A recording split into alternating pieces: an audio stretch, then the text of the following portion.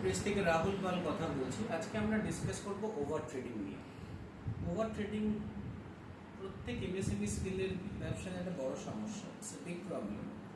কি হয়, আমাদের ওভার ট্রেডিং এর সেলস ভলিউমটা বেড়ে যায় বিয়ন্ড দ্য ওয়ার্কিং ক্যাপিটাল। মানে আমাদের সেলস অনেক বেড়ে যায় কিন্তু আমাদের সেই পরিমাণের ওয়ার্কিং ক্যাপিটাল থাকে না।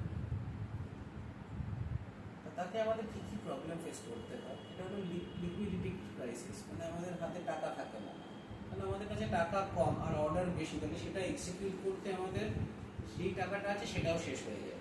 নাম্বার 2 হলো ডেথ। ডেথ মানে আমাদের ধার হয়ে যায়, সেটা ব্যাংক থেকে হতে পারে, সাপ্লায়ার থেকে হতে পারে, যে কোনো জায়গা থেকে আমাদের ধার হয়ে যায়।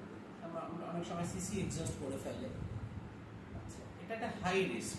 মানে অনেক সময় হতে পারে, মানে যদি এক্সপিরিয়েন্স না থাকে তাহলে বিজনেস ফেল করতে পারে। নাম্বার 4 কি হয়, এটাতে টার্ন ওভার তো হাই হয়ে যায় কিন্তু লো কারেন্ট রেশিওটা লো থাকে।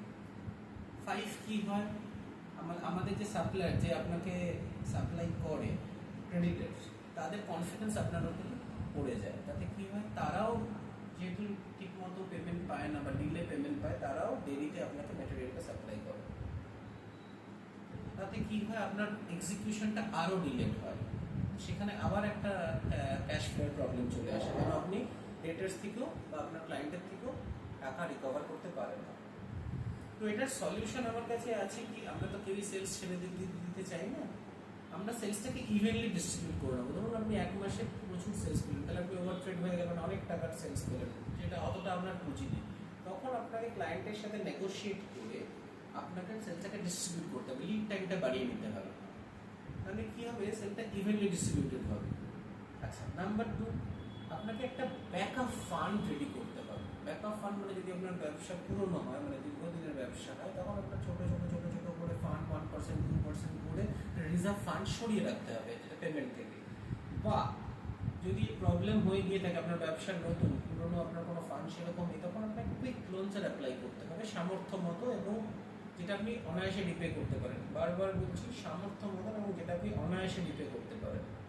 তাহলে কি হলো, আপনার কাছে টাকাটা চলে এলো, এবার আর ওভার ট্রেডিং থাকলো না। তখন আপনি ওই টাকাটা দিয়ে ওটাকে সাপোর্ট করতে পারেন, এবং যে প্রফিটটা আপনি আর্ন করলেন সেখান থেকে একটা প্ল্যান ভাবে আপনার ফিনান্সিয়াল কনসালটেন্টের সাথে কনসাল্ট করে আপনি ওটাকে রিপে করে দিতে পারেন, যে টাকাটা আপনি ধার নিয়েছেন।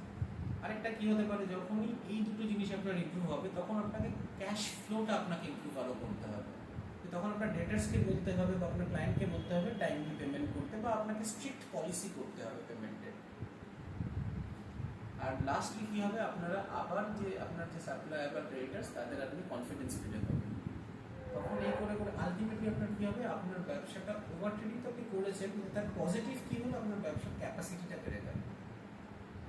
ওভার ট্রেডিং করলে খুব সাবধানে করতে হবে, ইটস ভেরি রিস্কি।